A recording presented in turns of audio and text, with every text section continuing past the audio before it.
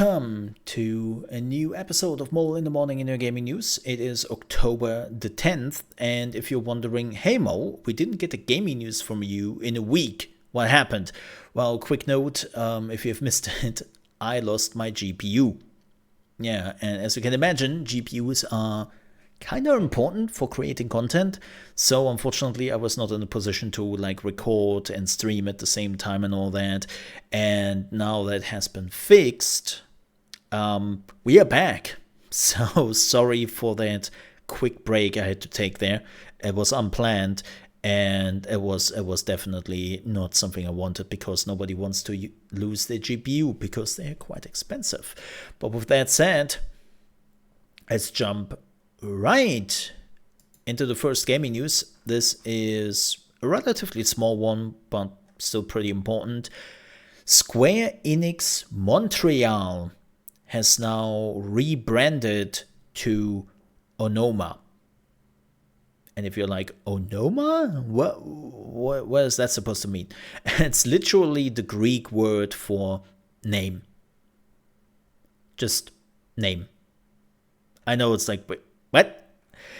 Yeah, they actually had 165 names people could actually vote on, and apparently most of the people working at the studio did go for Onoma. One of the reasons was it was easy to spell out in French and English. And if you were still asking, wait, why are they even rebranding? Well, because they are not owned by Square Enix anymore. They got bought a few months ago by the Embracer Group, right, with all the rights to the games and whatnot. And so being called Square Enix Montreal when they are not owned by Square Enix is a tad weird, right? Like we can all agree on that, that is a little bit weird. Just a little bit. Yeah. And so that's the reason why they have been now rebranding. And that, of course, doesn't tell us anything about the games they're working on, besides of they're working on some games. Next news. Ooh, well, this is fascinating. There have been some news regarding the Xbox Game Pass. You know how they always say that Xbox Game Pass is, of course, losing money. Microsoft is burning money here. It's bad for the developers. It doesn't do much. Yada yada yada. And well, that's not true. I mean, it never was really true. Xbox has been saying multiple times that Xbox Game Pass makes indeed money already at this point. And now we have a proven. How, you might ask? Well, it's pretty simple. As you probably know, Activision Blizzard has been bought. Well, Microsoft is trying to buy Activision Blizzard, and this has been going through regulations. And the CADE, Brazil's Administrative Council for Economic Defense, basically their watchdog organization, has given their green light just a few days ago. And because of that, we can finally see all the documentation Microsoft did send to the CADE. So we can now see all the documentations, all the hard numbers they had to give to that regulator. And you can bet that those numbers are real. They cannot lie here. Well, they could lie, but then they would be in so much trouble. It wouldn't be even funny anymore. So those numbers are real, right? And man, it's certainly interesting. So let's have a look at some of those numbers. I know this is not the best resolution, but hey, we we make work with what we have, right? So apparently, through Xbox Game Pass and through all the console stuff, they made $2.9 billion US dollars in the year 2021, and they have a market share of 30 to 40%. Sony has a market share of 40 to 50%, and Nintendo has a market share of 10 to 20%, and Electronic Arts has a market share of 0 to 10%, right? With their monthly subscription thingy. Keep in mind, Sony apparently didn't give the numbers, so that's interesting. Probably they didn't have to. And yeah, you can see that Microsoft is still not the dominating force here. Sony is, when it comes to subscription models. Now keep that in mind. This is all based on subscription models. And this is only for consoles. Right. The next one, which is kind of interesting, this is again like how much money they actually made in the revenue department. So we have the hardware department, which was 3.7 billion last year, right? From January 31st, 2021 till September 31st, 2021. So this was how much they have sold in hardware. Then they had 12,000 in total coming from games and services, where 12,000, 12 billion, 12.5 billion US dollars, and 9 billion US dollars just came from selling games, where 2.9 billion US dollars came from Game Pass. So in total, the revenue of Xbox in 2021 was 16.2 billion US dollars. Again, those are all numbers we are normally not really getting from Xbox, because Microsoft is always like, yeah, revenue increased by 5%. That's all we're going to tell you, and you should be thankful for that information. So they finally had to give us the hard numbers and had to show us where those numbers are coming from. And yeah, like Game Pass, as I said, already makes 2.9 billion. And before anybody says, oh, well, that doesn't mean that it makes money more. It can still mean that they are losing more than 2.9 billion US dollars every year on Game Pass. It's like, really? You think that Microsoft would allow to burn more than 2.9 billion US dollars every year? Look, I'm not saying that Microsoft didn't invest into Game Pass, but they definitely didn't burn 2.9 billion or more than 2.9 billion US dollars every year. They're not that crazy. So that they actually did go with it. And let me check my sound here relatively quickly.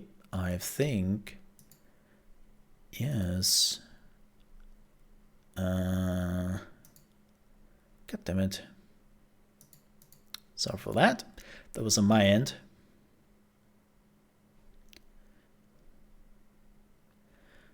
Sorry. Nope, that was on my end. That wasn't you. That was totally on my end. I had to also reset Windows, so one of the sound things didn't save. Sorry for that. And the next chart is also kind of interesting. This is the subscriber growth in millions from 2020 to 2022. So in 2020, they started at 10 million subscribers. Now they're at 25 million. And it's kind of funny. Keep in mind that this is literally just Xbox Game Pass. This is not PC Game Pass. PC Game Pass is not calculated in this, interestingly enough. But what is really interesting is people always say that they only can grow Game Pass if they have those banger games, right? They need those banger games to grow it. And don't get me wrong, you are absolutely right. And Microsoft is hopefully starting to work on those banger games and make sure that they're actually releasing and that they are banger games. But you can see here that in just 2 years, they increased their subscribers by 50 million. And I think we can all agree that Xbox didn't necessarily had a lot of like banger games in the last 2 years, right? I think we can all agree on that. But it doesn't have to be. Like, I will be honest. If Xbox or Microsoft or whatever would announce that starting next year, they will not release their first party titles on that Game Pass anymore, I would still be subscribed to Game Pass. I have been using Game Pass for 2 years now.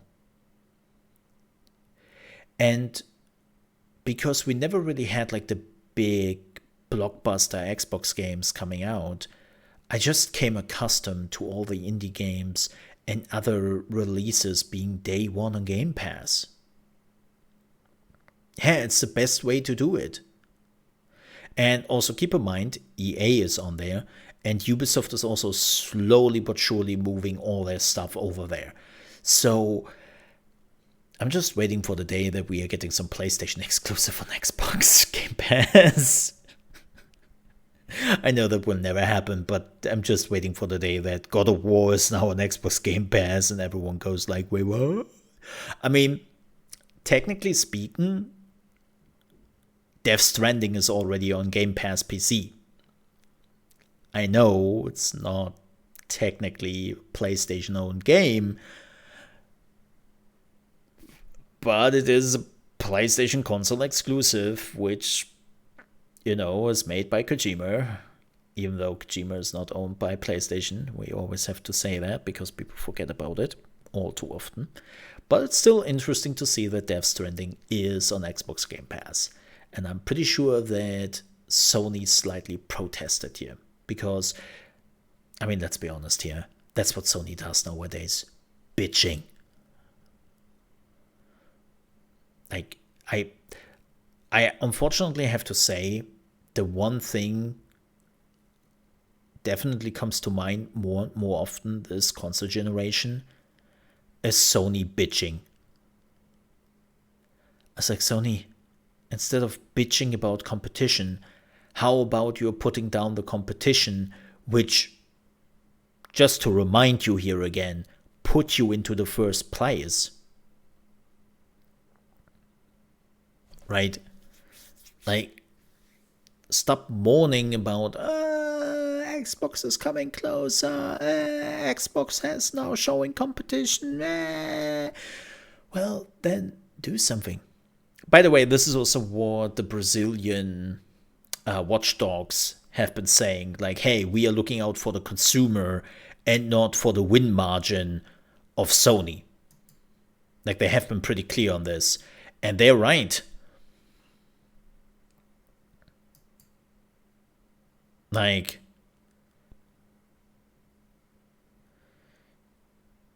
just, yeah. Stop bitching. Like, you want a competition? Here you have competition. And funny enough, this is also something the Brazilian watchdogs pointed out when Sony said this would, like, Call of Duty leaving the PlayStation platform would do immensely harm to PlayStation and to the consumers for whatever reason. And the Brazilian watchdogs organization was literally saying, Nintendo Switch? Hello? Like, that's weird, because Switch doesn't have Call of Duty, and the last time we checked on the Switch is doing fantastically fine.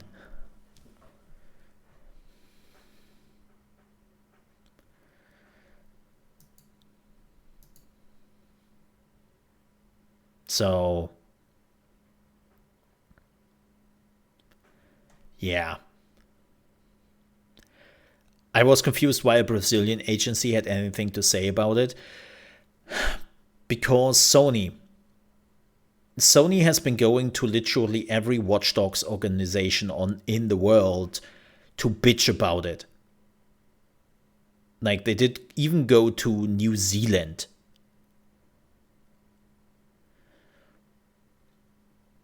They even did go to New Zealand. They even did go to the Middle East. And by the way, New Zealand and Middle East already said, get out of here. Like, get out of here with this.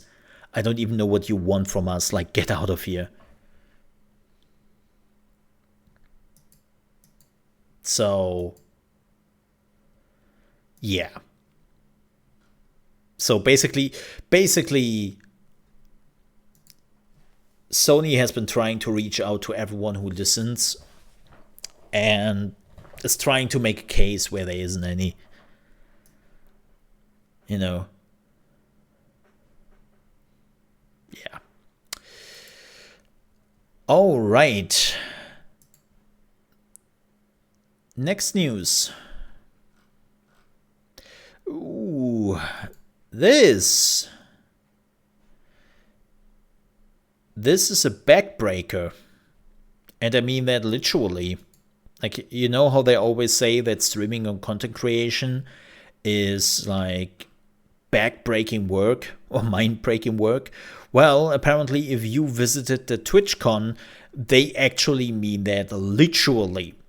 Because, as I said, Twitchcon was happening over the weekend, right? And Twitchcon had this area where you basically were standing on two poles, right? And then you could like beat each other with like foam sticks, and then you would fall into a foam pit, right? You have seen those things. Let me see if I can actually give you like a super quick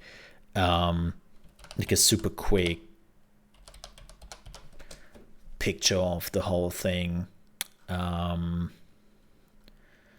me see very quickly if there is like a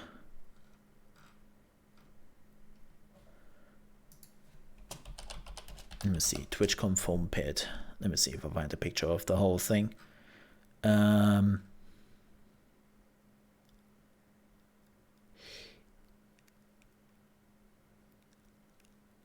Yeah, let me show you this. I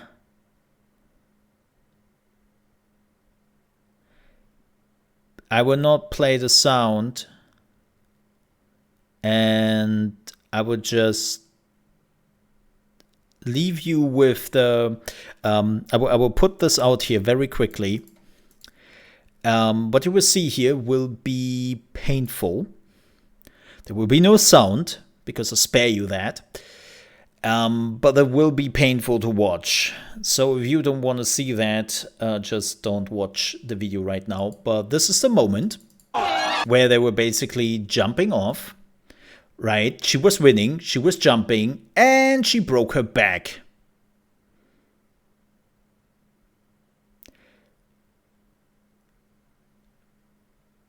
Yep. She just broke her back. Literally. She broke 2 vertebrae. And she is now, she gets like a metal rod. And she is out, and she's not the only one. Apparently multiple people have dislocated their bones and broken their bones in that pit. Yep.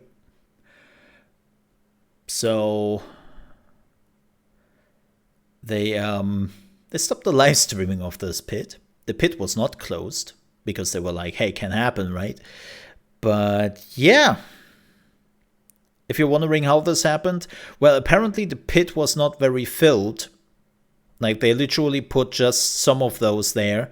And then there was literally under the first the first area, there was just concrete.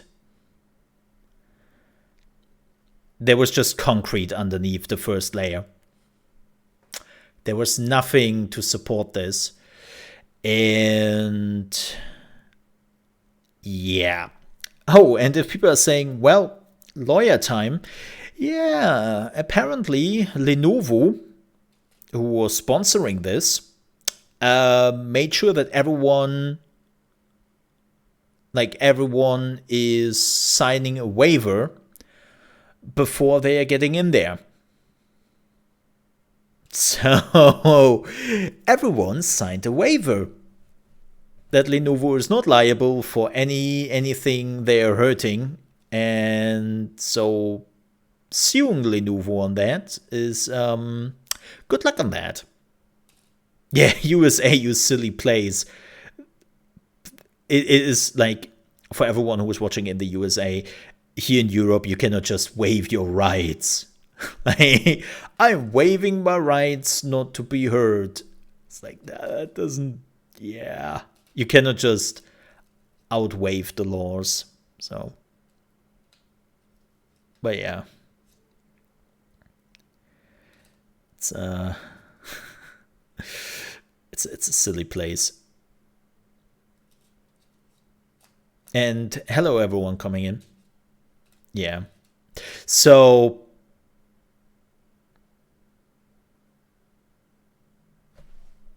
yeah, she is, if everyone is like, why does she make that fun face? Look, I don't know if you ever had like pain, but pain doesn't necessarily happen immediately. Like, she definitely felt the pain when it happened. Then adrenaline kicked in and she was like, ha ha ha. And then she tried to move to work, to like just move around, right? And this is where the adrenaline like basically disappeared.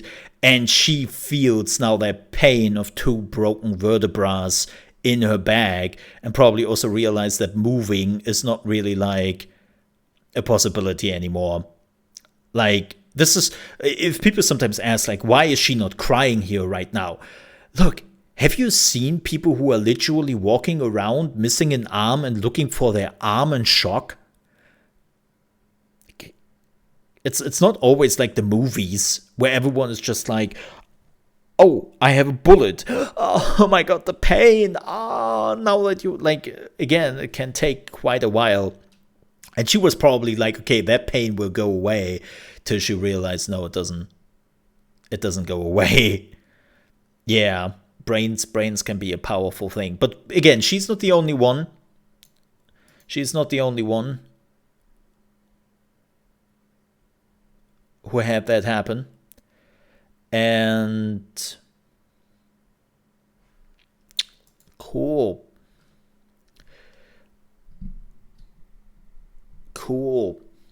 Like, good job on that.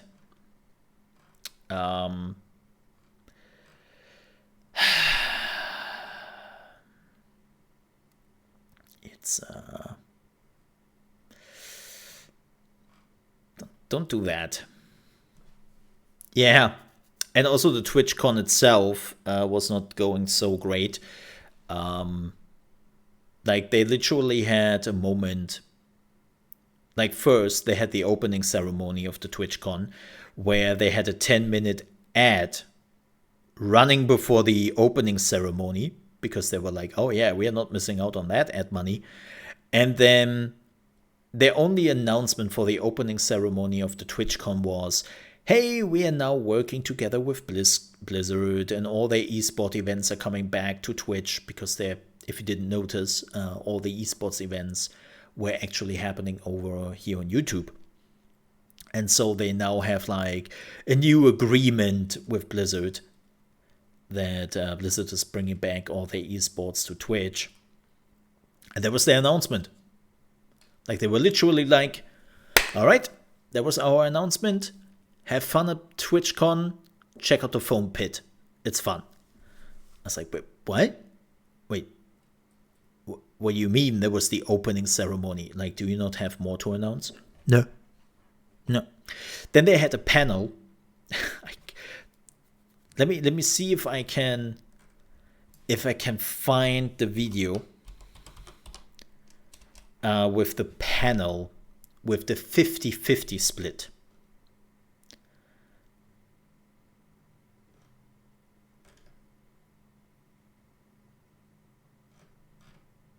Let me show you this. Where is it? Let me see.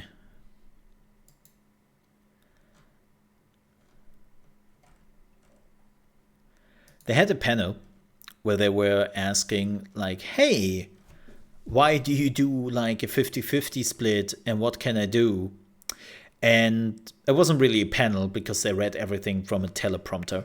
But then in the middle of their question, they're starting laughing. They're like, yeah, the 50-50 split. You probably wonder how you can make the money back. More ads. That was literally their reaction.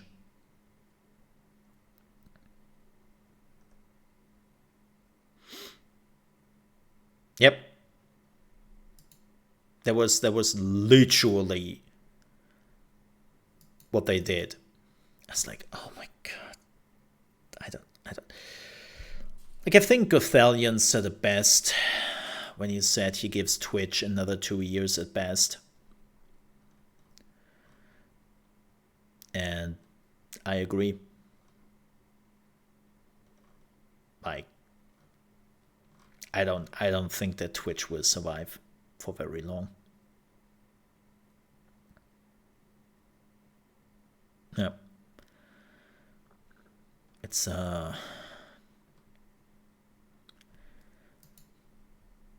sorry, but if Twitch cannot make a shit ton of money very soon, I am pretty sure that Amazon will maybe have enough and just say, yeah, okay, we're out. Like, we will see how that goes. So, yeah. But with that said, those were the news over the weekend. There will be more news coming up tomorrow. So thank you very much for watching. I hope you enjoyed this quick gaming news update. If you did, don't forget to like the video. And also, if you're new to the channel, don't forget to subscribe for daily gaming news. If you ever want to catch us live where this is recorded, you can do so on my main channel, which you will find the link in the video description. And we are streaming from Monday to Friday, starting at 8 AM ET, which is 1 PM UK time, and 2 PM Central European time at youtube.com/ChaosMole FX, because somebody did steal my name and YouTube is not giving that to me. And you can find us all there. With that said, thanks so much for watching. Stay safe. Till then.